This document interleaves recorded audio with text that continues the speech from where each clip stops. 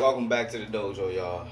Welcome back to the daily discussions. I'm your host, Professor Hawk Sensei, and I'm glad you can make it. I'm glad you tuned in there. Down to business. Topic of discussion for today is expectations versus reality. Yes, expectations versus reality. Now, mind you, this just popped up in my head. I just had an epiphany. I said, that's what I want to talk about. So this is what I'm going to talk about: expectations versus reality. Now, I made a video earlier, months ago. Expectations, lowered expectations. In that video, I basically talked about how disappointed and upset we can get when things don't pan out the way that we had hoped or we thought it should be or would be. Lowered expectations. So this is more or less a part two, but not so much, right? So I want you to suspend your expectations. I want you to try an experiment. This is something I want you to run a test. I want you to see what you get, see the results of this experiment. I want you to expect people to let you down. I want you to expect things to not go your way. I want you to expect there to be some struggles, some strife, some pain, some issues and problems. I want you to expect these things, right? And when you expect these things, you're not disappointed when they come about because you were looking for it. You say, well, I expect this. This is what I'm used to. People have shown me all my life that more often than not, they can't be counted on, they can't be depended on. They're not going to be there for you when you're in trouble or when you're in need. I've been conditioned to expect this. Now, when you're naive and you always want to give people the benefit of the doubt, nothing wrong with that. A lot of times you end up upset and disappointed. You may even feel betrayed. So on the subject matter, expectations versus reality, because they just that meme is trying to get you to understand you have an expectation that is not reality. You have an expectation that is not reality. More so, it's fantasy. It's a fantasy. I don't want to say that expectations and fantasy are interchangeable. They are not. But there are times when your expectations may be delusional, grandeur, and may seem like a fantasy when you explain it or articulate to somebody else. Right? Reality is reality. Reality doesn't change unless we all agree to change it. Consensus reality. We all say the sky is blue. We look up, the sky is blue. If one day we all want to say, you know what? This color in the sky that we've been saying blue for so long is actually red. So now reality has changed. Our consensus reality has changed. Like physically, visually, nothing's changed. But now we're calling the color blue red. Maybe in an alternate reality, that's the case.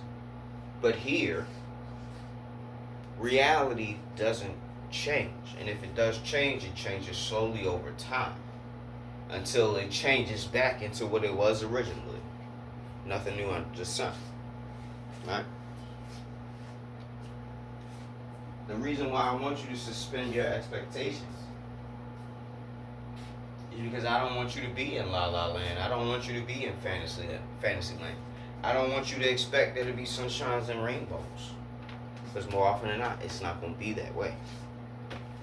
It just is not. Life is sunshine and rainbows. So don't expect sunshine and rainbows. Expect rainy days. Expect stormy seas. Expect hurricanes and sandstorms. Whirling dervishes. Because life, what I understand is life is not supposed to be easy. I saw a post the other day And it just kept reiterating this phrase, that's the point. Like, it kept giving excuses like, man, it feels like I'm never going to make it. That's the point. It feels like no matter how hard I try, I just can't get anywhere. That's the point. Why does this hurt so much to do? That's the point. Why is it that everyone keeps turning their back on me? That's the point.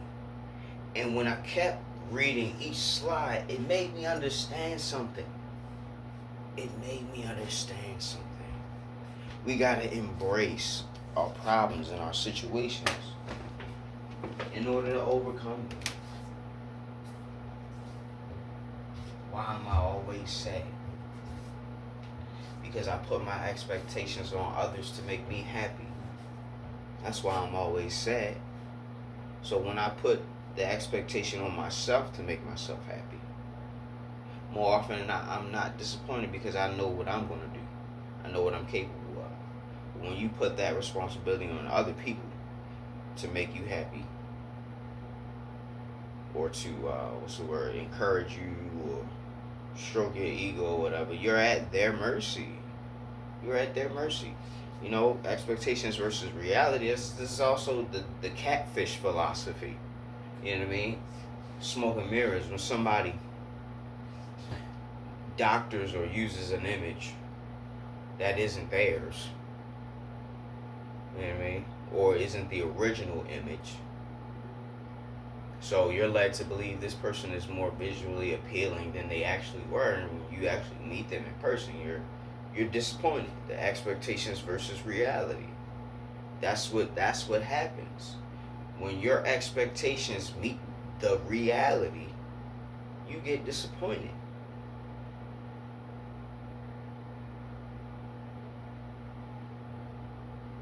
And that's the fantasy part of it. That's the whole fantasy. I don't want you to think that expectations and fantasy are interchangeable, like I said before. But that's the whole dream-like state, right? You get stuck in your expectations.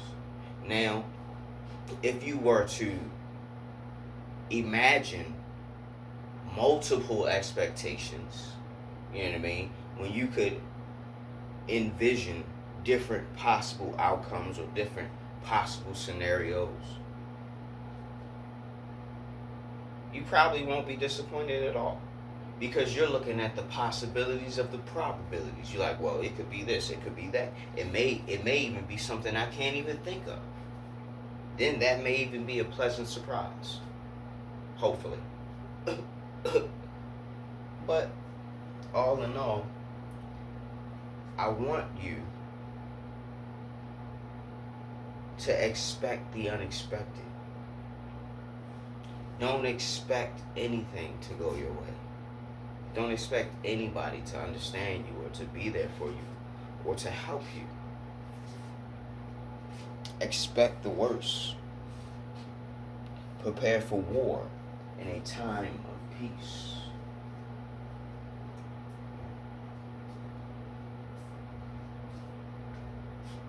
When we get caught or bound by expectations, we get stuck in that place. We can't advance if things don't line up correctly.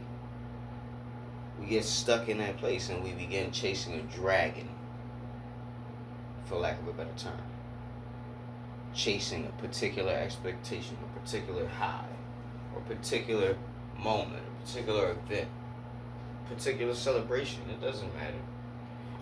You're chasing something that ever eludes you. So I don't want you to be bound and restricted by your expectations. Allow life to live itself.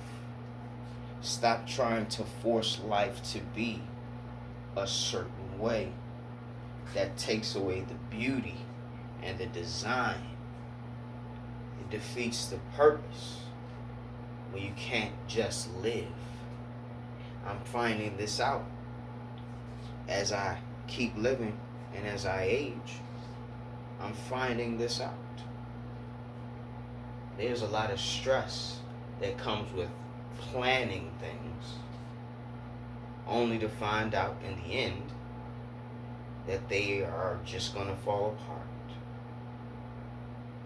If success is your goal, you have to be willing to fail. Maybe even 100 times over, because that is what success is. Success is just standing up after falling no more. You fall 7 times, but you stand up 8. You didn't fall an 8th time, because then you would be standing up 9. You get it? Don't get so caught up and bound by your expectations. The reality is what we should seek.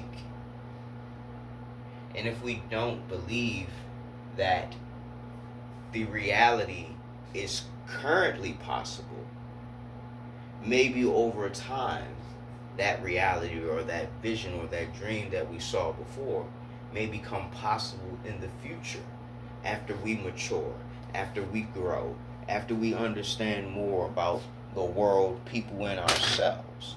We may be able to reach a new ceiling, a new threshold.